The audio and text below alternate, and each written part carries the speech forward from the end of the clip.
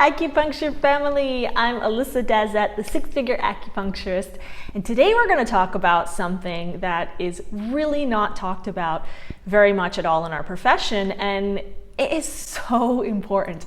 I speak out about this a lot, and today we're going to talk about a very specific part of this. And what I'm referring to is the energetic exchange that happens in our practices between patient and practitioner.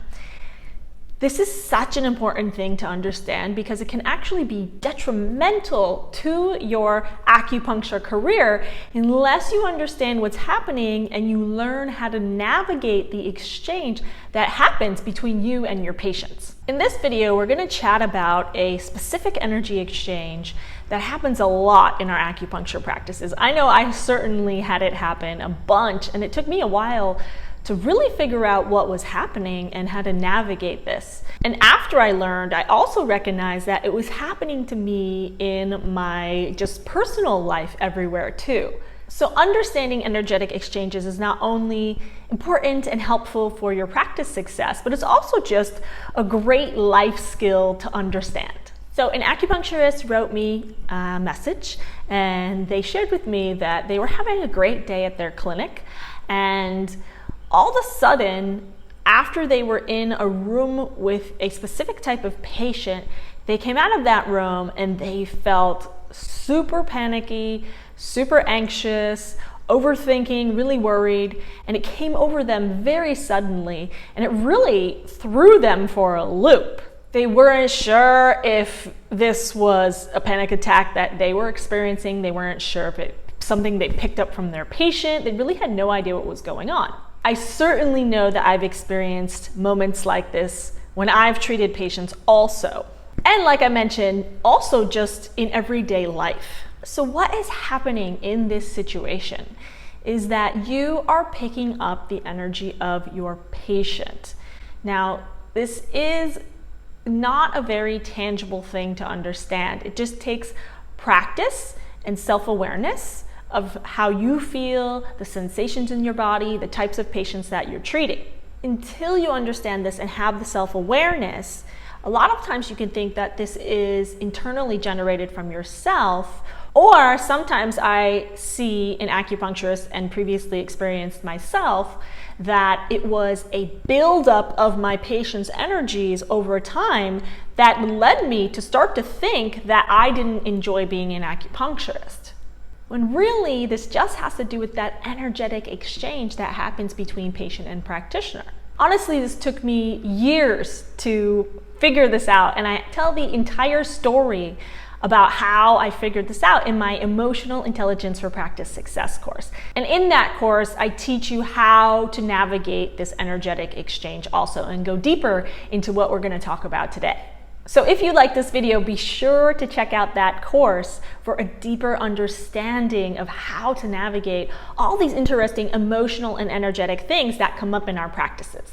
When you have something suddenly come over you like that, for no apparent reason, that is always from your exterior surroundings. It is never something that comes from within. Now, of course, never is a strong word. Someone could have mineral imbalances, let's say, and experience random panic attacks like that. But we're not talking about that. We're really just talking about overall in an energetic exchange type of way. If you're in your clinic, you're having a great day, and then for no apparent reason, after you've seen a patient, you have an intense emotional wave come over you, you can feel it in your body, then that is from an exterior source. And remember, this can happen inside and outside of our clinics, but it especially happens inside of our clinics with our patients because it's such an intimate exchange that goes on in our treatment rooms. So the first thing I want you to consider when you have this happen in your clinic is, where are you feeling this in your body? Generally, everyone has a weak point, which is where they will pick these things up in their bodies. It can be headache, it can be stomach ache, it can be sternum. That's my area. I get intense feelings in my sternum. I get a lot of fluttering, a lot of anxiety and nervous feelings here. And that makes a lot of sense because I had open heart surgery, for those of you that don't know. So they sawed my sternum open. You can see the scar right here. And so this is just a weak point in my body. Now, you don't have to have an injury or a surgery to have a weak point, but that just so happens to be my weak point. And I don't even know if I like the word weak actually, because it's not really a weak point, it's just a sensitive area. Let's use the word sensitive. So like I mentioned, I get a very panicky and anxiety and nervous feeling all in my sternum, even up into my esophagus area. The other thing that I started to notice is that it's a superficial type of feeling. I don't know how else to verbalize it and describe it other than that. It feels like very superficially in there. It's not like deep inside.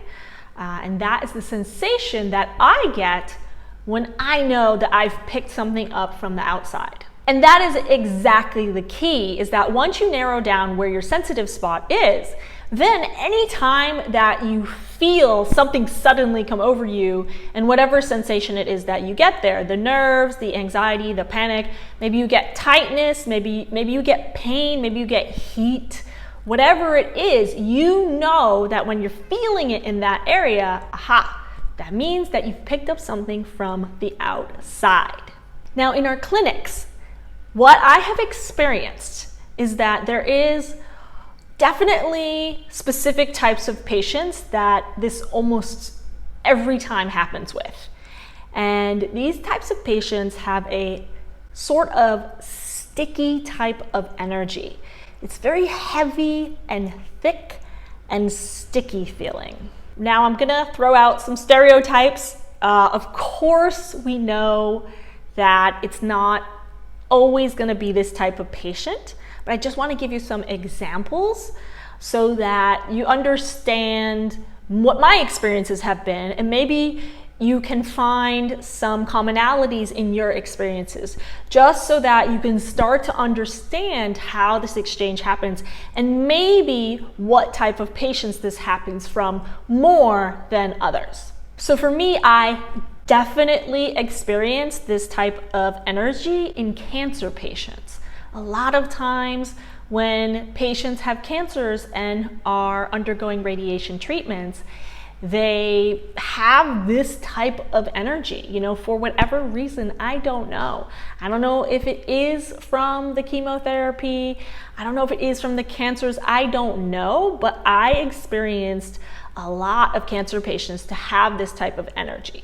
I remember I once had a wave of cancer patients come to me month after month after month, and it was a really intense time for me because it took a lot of consciousness and energy clearing work in order to keep myself feeling good and clear and to be able to be present and help these patients. But honestly, it also made me very aware of not wanting to treat too many of these types of patients at once. And I know that that might trigger some feelings of selfishness in some of you hearing that, but you have to think of yourself first, because as a healer, we are no good to anyone if we're not feeling balanced, if we're not feeling aligned, if we're not feeling grounded.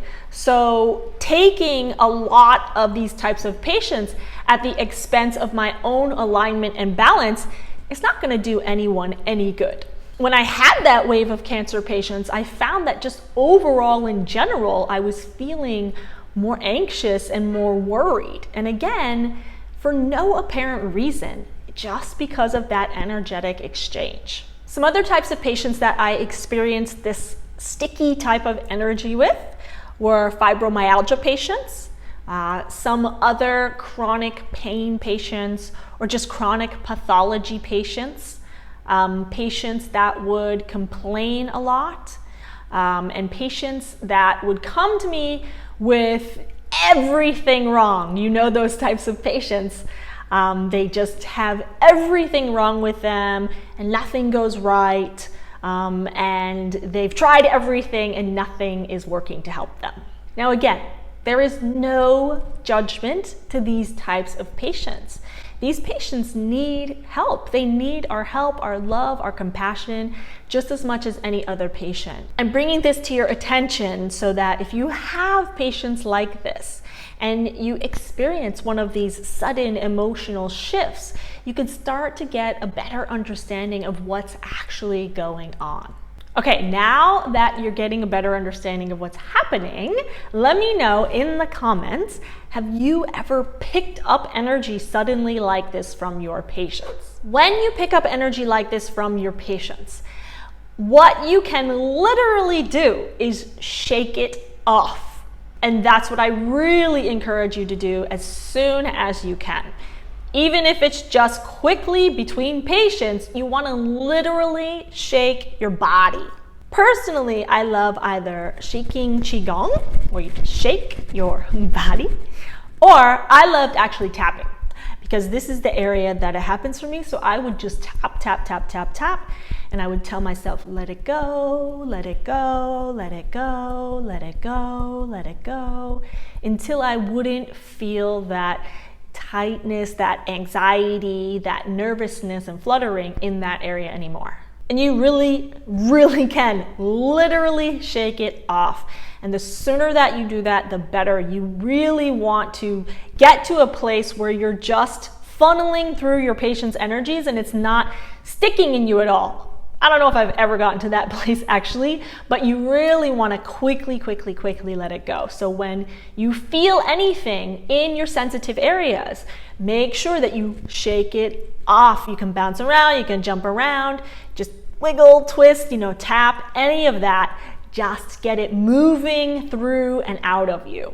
And if you're having a really intense moment after you see a patient, then after you shake it off, be sure to focus your thoughts on something that feels good for you. Anything that feels good for you. Puppies, strawberries, the ocean, whatever feels good for you, just to raise your vibration back up again and to not play that uncomfortable situation over and over and over again in your head. So know that this is simply part of the work of being a healer. It's also just part of the work of living in the world. You're going to pick up energy everywhere from your surroundings. When I first understood this, I actually started to become really picky with what environments I would be in and people I would be around, because I felt very sensitive and susceptible to picking things up. But then after I got more used to what was happening and more experience with letting the energy go, not picking the energy up so deeply, then I was able to relax. And these days I can pretty much go in any situation around any type of people anymore, and I'm not so worried about picking up everything around me at all anymore. However, sometimes if my self-care isn't on point, then I'll become more sensitive to my surroundings. So also remember that, if you have a day in your clinic where you haven't gotten enough sleep or whatever, you're gonna be more sensitive on those days. And that too is why I always talk about how important self-care is for an acupuncturist. It is key to the success and the long-term sustainability of your practice and being a fulfilled practitioner. So remember that this is an ongoing practice that you're going to do again and again and again for the rest of your life. If you want to go deeper in understanding the energetics and the emotions of running a successful practice, then be sure to check out my Emotional Intelligence for Practice Success course. And if you like this topic, be sure that you check out this video next for the importance of energy clearing, and give this video a like and a heart and share it with your acupuncture friends, because community is what we're creating to help our profession prosper. I love you. Keep healing the world.